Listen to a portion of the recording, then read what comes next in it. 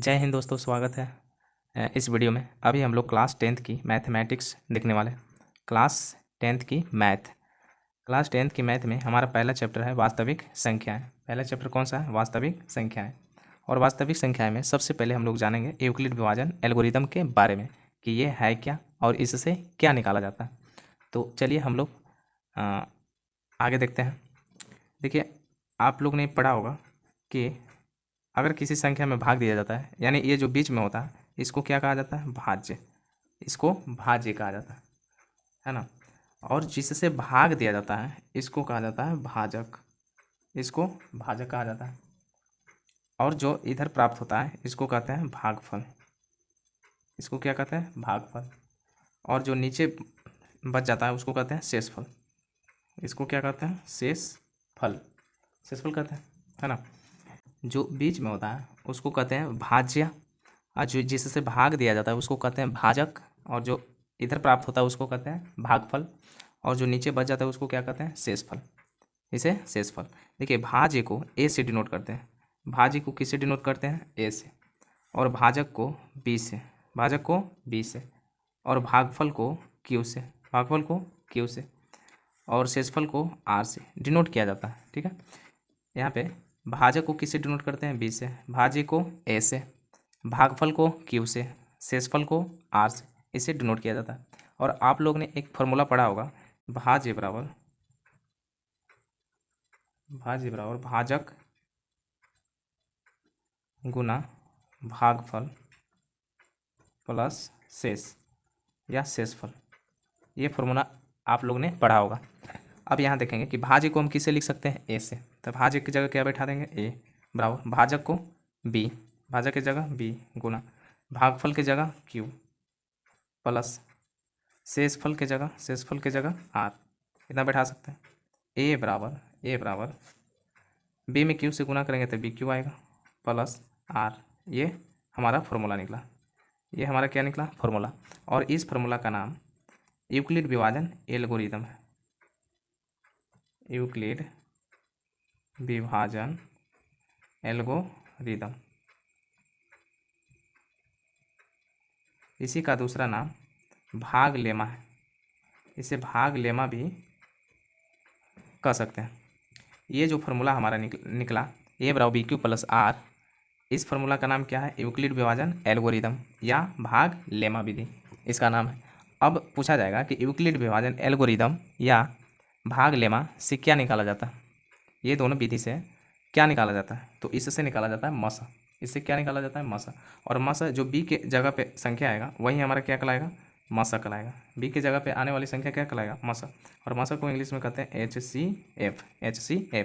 एक बार और ऊपर से देखते चले आएंगे कि जो बीच में होता है उसको कहते हैं भाज्य, जिससे भाग दिया जाता है उसको कहते हैं भाजक। और जो इधर प्राप्त होता है भागफल। और जो नीचे बच जाता है उसको शेषफल। और एक फार्मूला होता है भाज्य बराबर भाजक गुने भागफल प्लस शेषफल, है ना। तो भाज्य की जगह हम क्या लिख दें? ए बराबर भाजक की जगह बी गुना भागफल की जगह क्यू प्लस शेषफल की जगह आर। इतना लिखेंगे। ए बराबर बी में क्यू से तो बी क्यू प्लस आर। ये जो फार्मूला निकला, इस फार्मूला का नाम क्या है? यूक्लिड विभाजन एल्गोरिदम या भाग लेमा। अब इससे पूछेगा कि क्या निकाला जाता है, तो इससे निकाला जाता है मसा। इससे क्या निकाला जाता है? मसा। तो इस पर कुछ एग्जाम्पल देख लेते हैं। चलिए,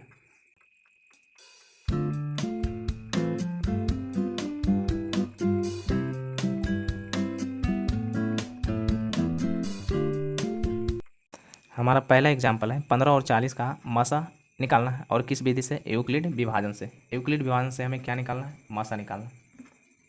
तो चलिए, यूक्लिड विभाजन से हमें मसा निकालना है।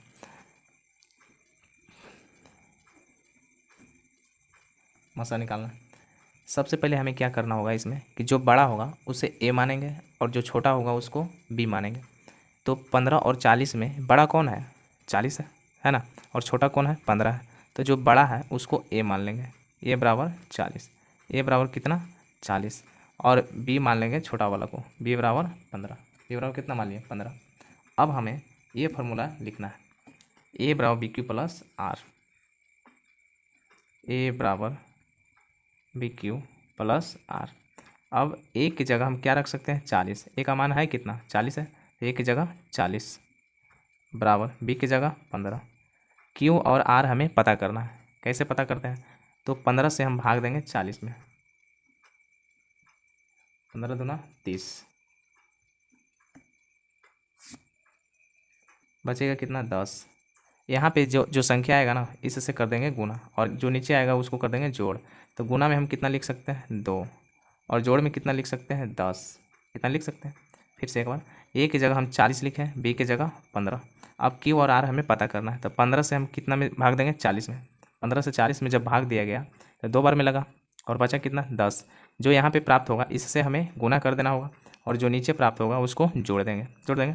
ये जो आगे वाला है और ये बीच वाला है हमें कोई छेड़छाड़ नहीं करना है। ये जो बीच वाला संख्या जो 2 है इसे हमें कोई छेड़छाड़ नहीं करना है। इसके अगल बगल कितना है 15 और 10, ये दोनों को लिखेंगे 15 10, 15 बराबर 10। फिर 10 से कितना में भाग देंगे 15 में, 10 से कहें 10, 5 बचेगा। इससे हमें गुना करना है और इसको जोड़ देना है। गुना में कितना लिखेंगे 1, जोड़ में कितना लिखेंगे 5। तो इसे हमें कोई छेड़छाड़ नहीं करना है। बीच में 1 रहे 2 रहे कोई भी संख्या रहे उसे हमें कोई छेड़छाड़ नहीं करना है।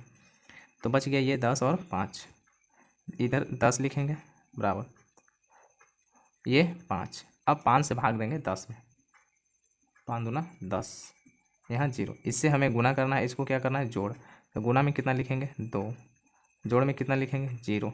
अब हमें लास्ट में कितना प्राप्त हो गया 0। जब लास्ट में हमें 0 प्राप्त हो जाए तो आगे जाने से कोई मतलब नहीं है। कितना प्राप्त हो गया 0, तो 0 जब प्राप्त हो जाए तब बराबर के बगल वाला ही हमारा HCF कहलाएगा। तो बराबर के बगल में कितना है 5 है, यही हमारा मसा होगा। मसा कितना आया 5, मसा 5। ठीक है, एक और एग्जाम्पल ले लेते हैं, जैसे दूसरा।